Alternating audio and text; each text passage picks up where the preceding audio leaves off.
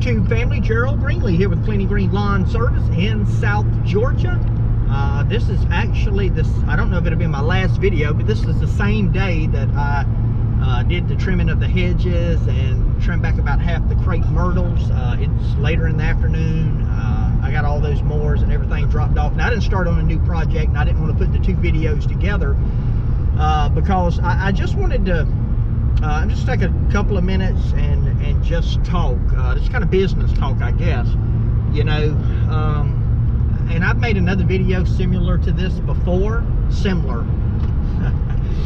but one of the things is, you know, if you're starting out in business, guys that's been in the business a long time and they're doing good and they're killing it, they're making money, they already know this. Okay, so this is somebody that's getting started. Don't feel bad about making money.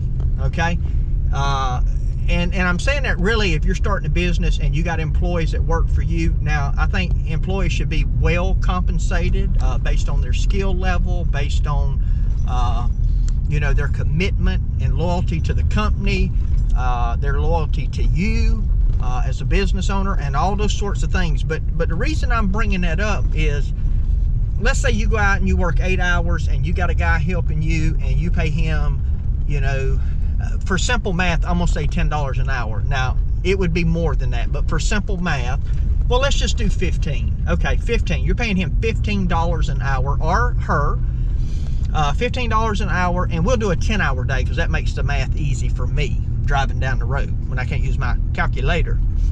This calculator don't always work right. So 10 hours, $15, you pay that employee $150.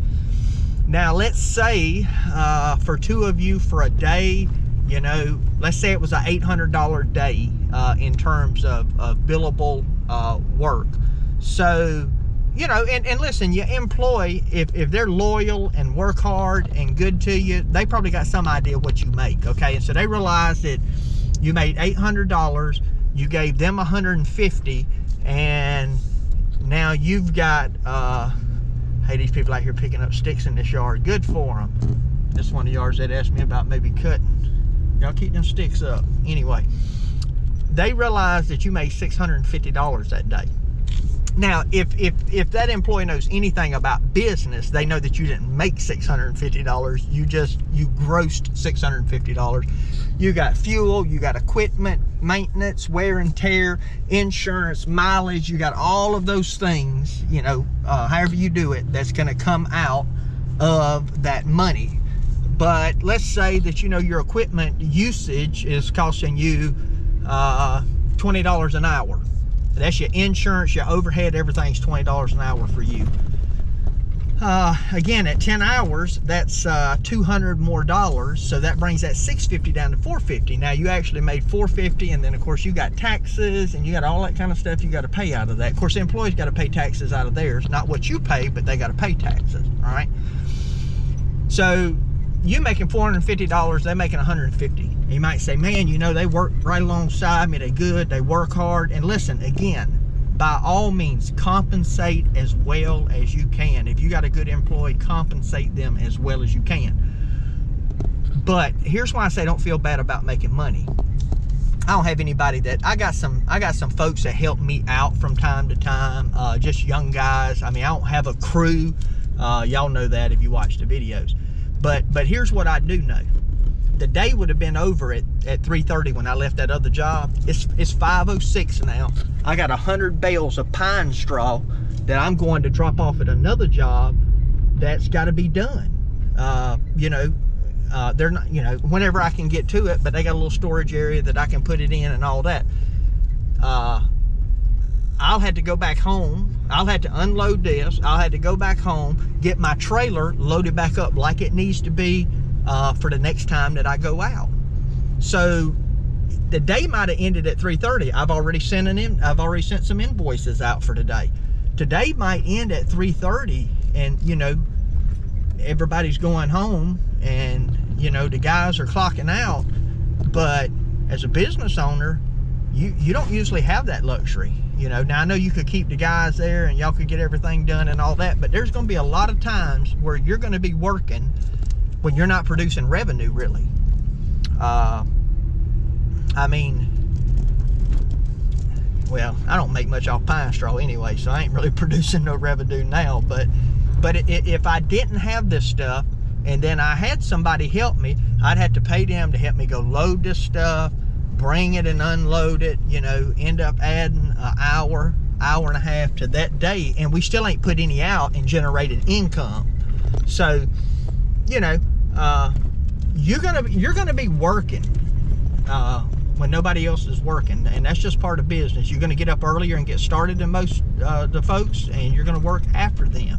So do not feel bad about making money. I mean, if you're gonna be in business and have that stress level that sometimes comes along with that, you need to be compensated for it. And look, other folks who might say, well, you know, it's not fair for me to make $15 an hour or even 20, whatever it is, they can start their own business.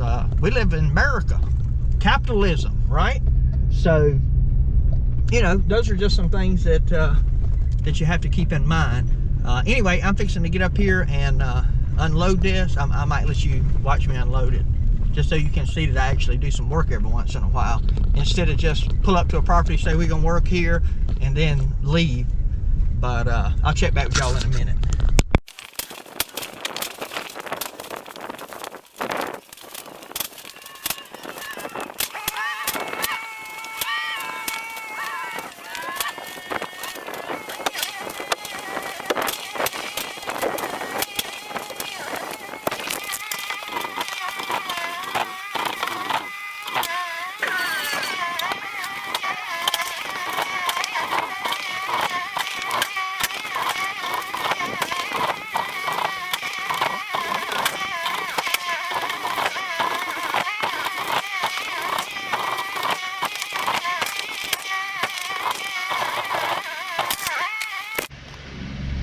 All right, there we go.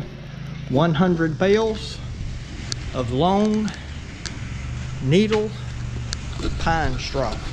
That's normally what I use on this job, 100 to 110. You know, it always fluctuates a little bit. It's easy doing this much to, you know, use a little extra or not put down maybe quite as much sometimes. I usually figure plus minus 10%, you know, doing them. So anyway, I got that. I'll holler back at you when I get in the truck. All right, we got that dropped down. I'm really surprised at how well this road is over here. Usually this thing is a mess after all the rain.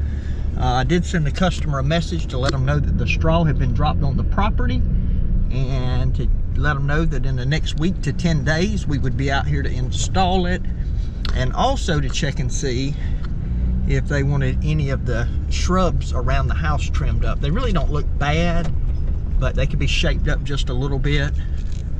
And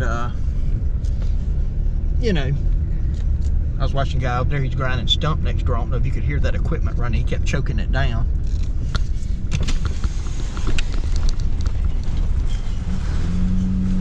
But I was waving at another lady there I did some work for. I got a feeling she's gonna call me back. But anyway, I sent them a message to see if they wanted something trimmed up. You know, I mean, I don't really care, but I know if I don't trim it before I put the straw down, in 2-3 months they're gonna want me to come back and trim it, and then I got to trim it and all that mess falls on top of the straw. Right now I can just trim it and let it fall, and that's my preferred way. I'll actually do it for less. You know, I wouldn't charge them much at all to run around. Probably charge, you know, maybe $100 just to run around and basically just knocking off a couple of inches of just new growth, and you know, I mean, it wouldn't be bad. But now if I had to come back and do it with straw down, then you're looking at a couple of $100, at least double, because I got to clean up all that stuff behind it. Cleaning up's worse than trimming. So anyway, we'll see what they say, but hopefully a little business talk here maybe encouraged you, or if you're going into business or already in business, like I said, don't be afraid to make money. Don't feel bad about it. Don't feel bad about it. That's why you're in business. You know, live with open hands, give to worthy causes and to people in need. If you're a Christian and you're a church member, if you're a Christian, you should be a church member. You know, give generously to your church, support the work of the ministry there and missionaries and all that kind of stuff. But do not feel bad for making money, man. Now, I'm not talking about sacrificing your family and everything that's meaningful to make money. I'm just saying, while you're on the job, don't feel bad about, you know, bringing home 2 or 3 times what your employee does, because you're going to need it, because you ain't really bringing it home. You got a lot to pay for, a lot of responsibility. So anyway, my prayer for you is always the same. The Lord might richly bless you, and that you might see all of your blessings as from Him. Hope you have a great